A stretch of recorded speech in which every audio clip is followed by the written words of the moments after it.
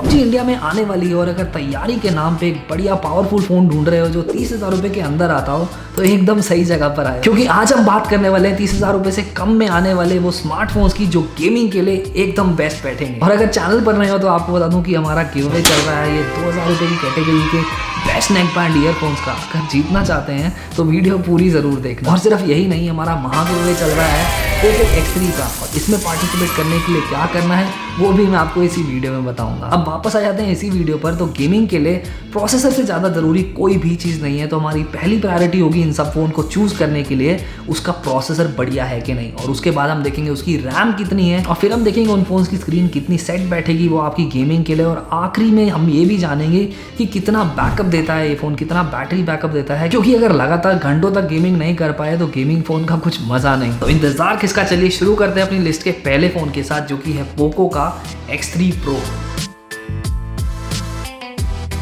हाँ, मालूम है हम 30,000 के अंदर के फ़ोन्स की बात कर रहे हैं और ये उससे काफ़ी कम है। 21,000 रुपये का ये फ़ोन आता है, पर जो वैल्यू ये ऑफर करता है ये मिस करना बिल्कुल भी ठीक नहीं है। तो बेसिकली अगर आपका बजट थोड़ा टाइट है और 30,000 तक जाने में थोड़ा प्रॉब्लम हो रहा है तो आप इस गेमिंग बीस्ट को ज़रूर कंसिडर करें। तो शुरू करते हैं इसके लुक से। आपको देखते ही इस फ़ोन को समझ में आ जाएगा कि कितना हैवी ड्यूटी ये फ़ोन है और गेमिंग के लिए एक परफेक्ट बीस्ट है। डिस्प्ले जो इसकी है 6.67 इंच की एक IPS LCD है जिसका रिफ्रेश रेट मालूम है 120 हर्ट्ज है, तो बहुत ही बढ़िया आपको एक्सपीरियंस आने वाला है। उसका PPI भी जो है वो भी काफ़ी ज़्यादा है, 395 का आपको PPI रेशियो मिलता है पिक्सल पर इंच। तो आपका जो क्वालिटी है स्क्रीन का बहुत ही बेहतरीन होने वाला है। इसमें आपको ऊपर मिल जाता है एक पंच होल वाला डिस्प्ले, और गोरिल्ला ग्लास इसमें 6 वर्जन लगा है जो कि ऑलमोस्ट सारे फ्लैगशिप फोन्स में आता है। परफॉर्मेंस में तो इसके क्या कहने, स्नैपड्रैगन 860 प्रोसेसर आपको मिलता है ऑक्टा कोर, और ग्राफिक्स के लिए इसमें लगा हुआ है आर्डिनो 640। 8 GB के रैम के साथ ये फ़ोन जो ओवरऑल कॉन्फ़िगरेशन बनाता है वो आपकी सिर्फ गेमिंग ही नहीं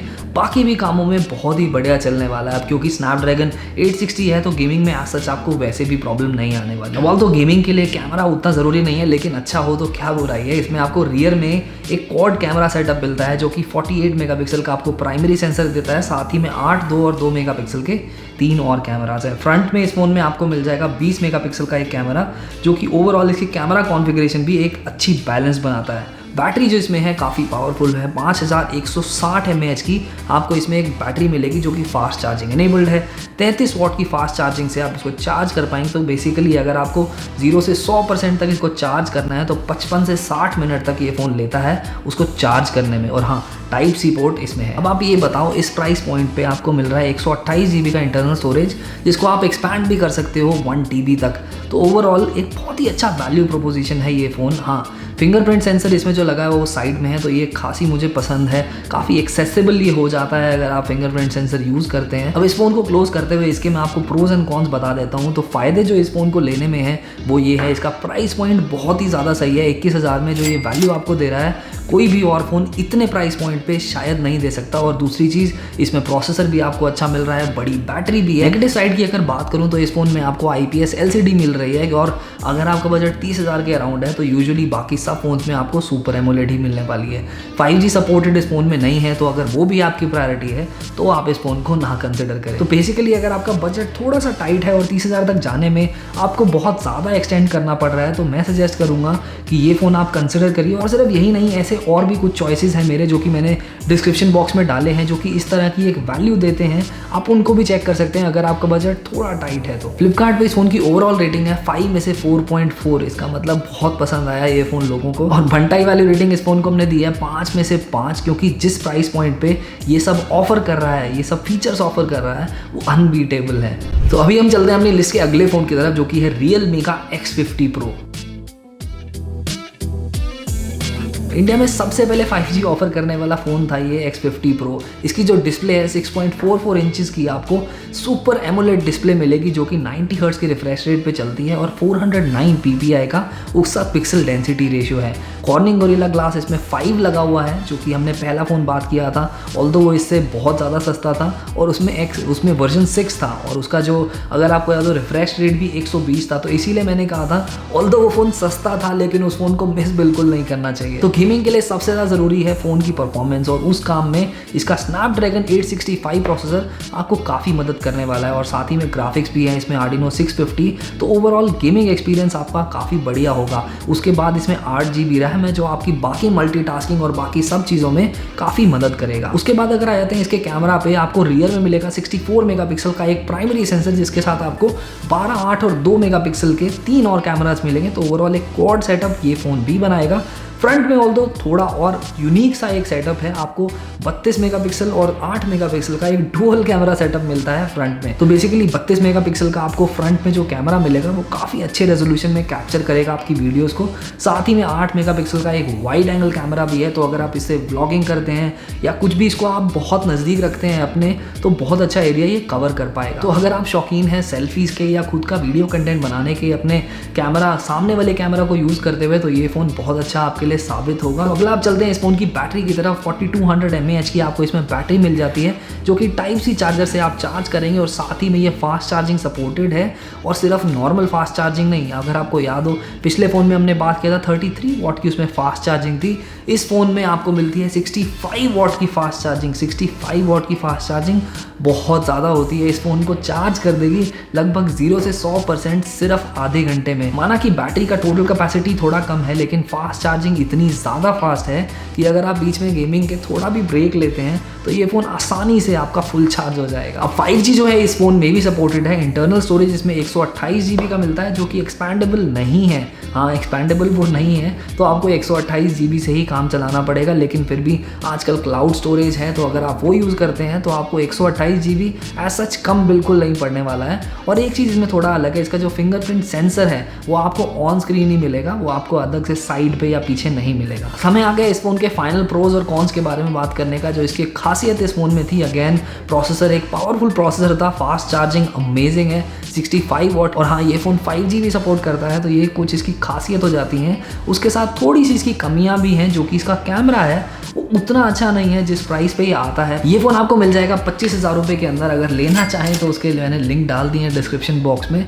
और हाँ, टोटल इसका जो कंक्लूजन ये है इस फ़ोन का, इसमें आपको अमेजिंग प्रोसेसर मिल रहा है, साथ ही में फास्ट चार्जिंग ताबड़तोड़ है, 65 वाट की आपको इसमें फास्ट चार्जिंग मिल रही है। उसके साथ 5G भी सपोर्टेड है, तो आपका ये फ्यूचर प्रूफ फ़ोन हो जाता है। उसके साथ थोड़ी सी जो इसमें कमियां मुझे लगी वो है इसका कैमरा इसका ऑलमोस्ट एक एवरेज कैमरा मुझे लगा, क्योंकि 25,000 में आपको यूजुअली बहुत ही पावरफुल एक अच्छे कैमराज मिल जाते हैं। इसका कैमरा उतना हाई परफॉर्मिंग नहीं था, लेकिन फिर भी क्योंकि हम गेमिंग के लिए बात कर रहे हैं तो वो इतना ज़रूरी नहीं है। और एक और चीज़ जो थोड़ी सी मुझे नेगेटिव लगती है वो है कि इसमें हेडफोन जैक है ही नहीं। और गेमिंग के लिए अगर मैं बोलूँ तो हेडफोन जैक होना ही चाहिए मुझे लगता है, क्योंकि कई बार क्या होता है हम बहुत अच्छे कोई ईयरफोन्स नहीं खरीद पाते जो कि वायरलेस हो और उसमें लेटेंसी का प्रॉब्लम होता है।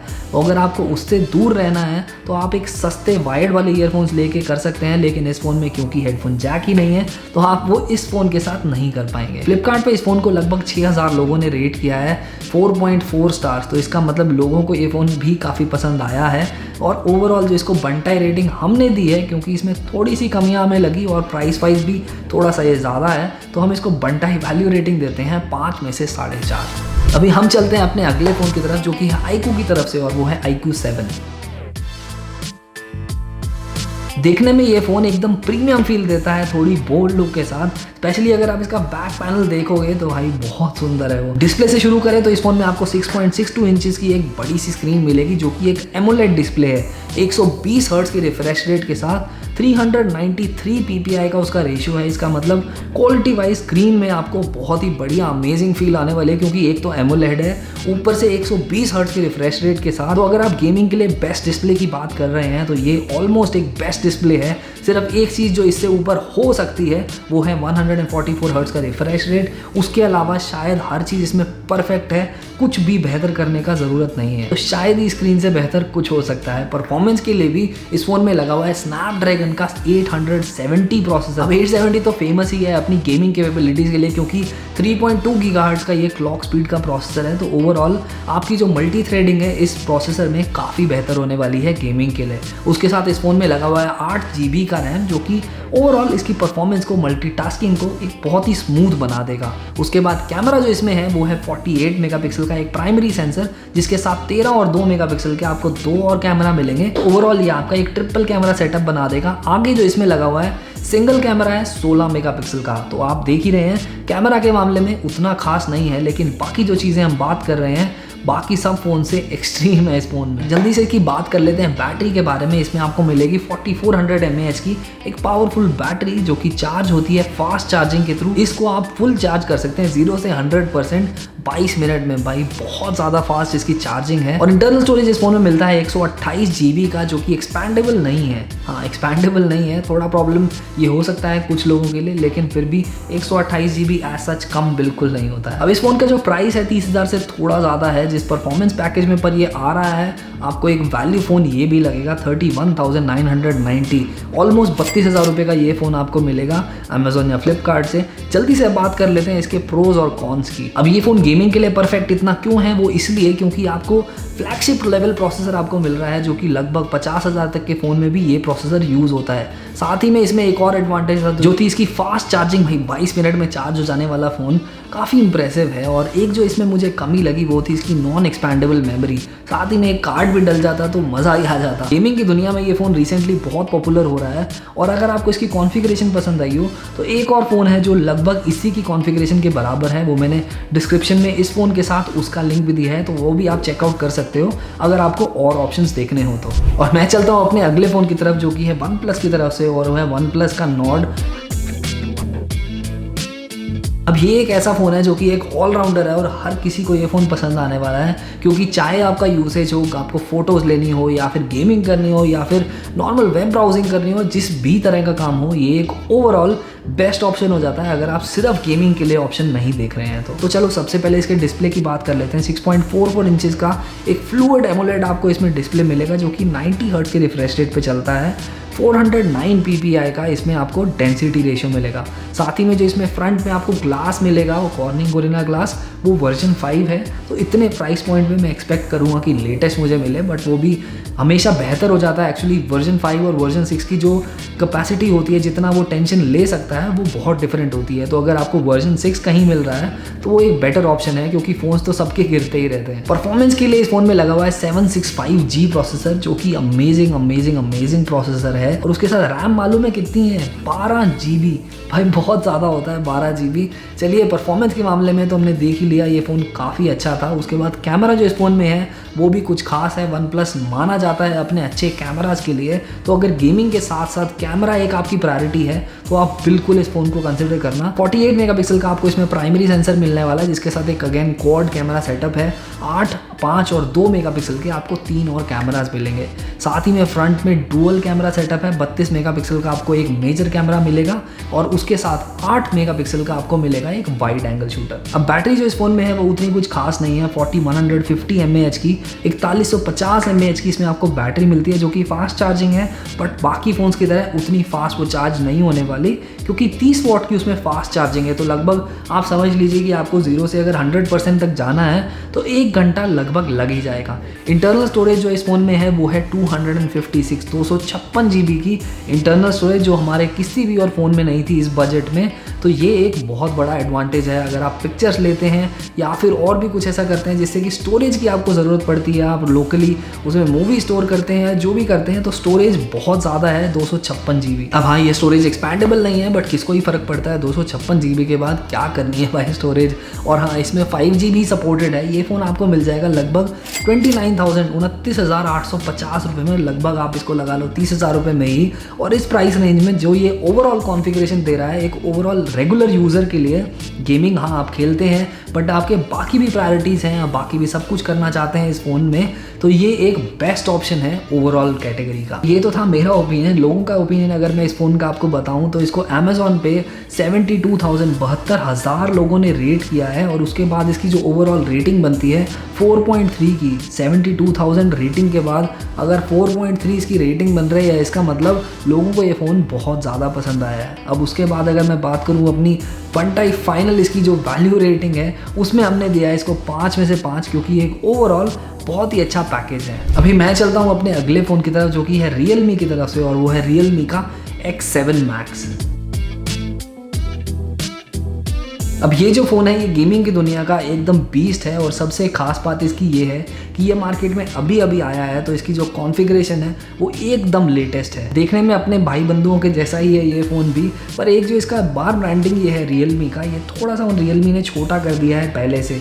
तो ओवरऑल अगर मैं इसकी क्वालिटी की फील की बात करूं तो बहुत ही प्रीमियम लगता है ये फ़ोन। डिस्प्ले जो इस फ़ोन में है 6.43 इंचेस की आपको सुपर एमोलेड एक डिस्प्ले मिलती है, जो कि 120 हर्ट्ज के रिफ्रेश रेट पे वो चलती है, और साथ ही में उसका जो पिक्सल डेंसिटी है 409 ppi का है। तो ओवरऑल आपको स्क्रीन में एक अच्छा एक्सपीरियंस आने वाला है। साथ ही में इसका जो प्रोसेसर है डायमेंसिटी 1200, इसमें मीडियाटेक का डायमेंसिटी 1200 MT6893 प्रोसेसर लगा हुआ है, जो कि एक ऑक्टा कोर प्रोसेसर है। साथ ही में ग्राफिक्स भी काफ़ी पावरफुल है, G77 MC9 वाले इसमें ग्राफिक्स हैं माली के, और वो बहुत अच्छे होते हैं गेमिंग के लिए स्पेशली। तो रैम इस फ़ोन में भी 12 GB की लगी हुई है, जैसे हमने अभी पिछले फ़ोन में देखा था। कैमरा की अगर मैं बात करूं तो इसमें आपको 64 मेगापिक्सल का एक प्राइमरी सेंसर मिलेगा, साथ ही में 8 और 2 मेगापिक्सल के 2 और कैमरास मिलेंगे, जो कि एक अच्छा इसका ट्रिपल कैमरा सेटअप बनाता है। फ्रंट में साथ में आपको मिलता है इसमें एक 16 मेगापिक्सल का कैमरा। बैटरी जो इस फोन की है 4500 mAh की आपको बैटरी मिल रही है, 4500 mAh की, जो कि फास्ट चार्जिंग सपोर्टेड है। इसमें आपको 50 वॉट की फास्ट चार्जिंग मिलेगी, जो कि आपके फ़ोन को फुल चार्ज कर देगी लगभग 45 मिनट में। इंटरनल स्टोरेज इस फोन में है 256 GB, जो कि एक्सपैंडेबल नहीं है, लेकिन अगेन 256 GB इनफ होता है, तो उसको आपको एक्सपैंड करने का एज सच प्रॉब्लम होने नहीं वाला। अब इस फोन का जो प्राइस है 30,000 रुपये में ये फ़ोन लॉन्च हुआ है अभी हाल ही में, और इसकी जो एडवांटेज है, इस फोन की जो खासियत थी वो थी इसका मीडियाटेक डायमेंसिटी जो 1200 प्रोसेसर है ना भाई, वो बहुत ज़्यादा पावरफुल है। तो गेमिंग के लिए प्रोसेसर ही सबसे ज़रूरी है, और वो इसका एकदम एक्सट्रीमली पावरफुल है। तो गेमिंग के लिए अगर हम अपनी लिस्ट में से, पूरी लिस्ट में से भी अगर 30,000 रुपये के अराउंड का फ़ोन कोई सजेस्ट करेंगे तो वो यही फ़ोन है। तो ये थे दोस्तों आज के बेस्ट फ़ोन्स जो 30,000 रुपये के अंदर आते हैं, गेमिंग के लिए जो परफेक्ट है। तो अब आपको अगर याद होगा, मैंने इनिशियली बात करी थी अपने एक माह की ववे के बारे में, जो कि है पोको X3 का, और ये बाकी ईयरफोन्स का भी। आपको बेसिकली करना कुछ भी नहीं है, आपको अगर इसमें पार्टिसिपेट करना है, आपको मुझे कमेंट्स में बताना है कि आपको इस सारी लिस्ट में से बेस्ट फ़ोन कौन सा लगा। और हाँ, अगर इसमें से कोई बेस्ट नहीं लगा, कोई और अगर आपको बेहतर लगता है जो कि मैंने लिस्ट में इंक्लूड नहीं किया, तो मुझे वो भी कमेंट्स में ज़रूर बताना। मैं मिलता हूँ आपसे अगली वीडियो में, तब तक के लिए टाटा।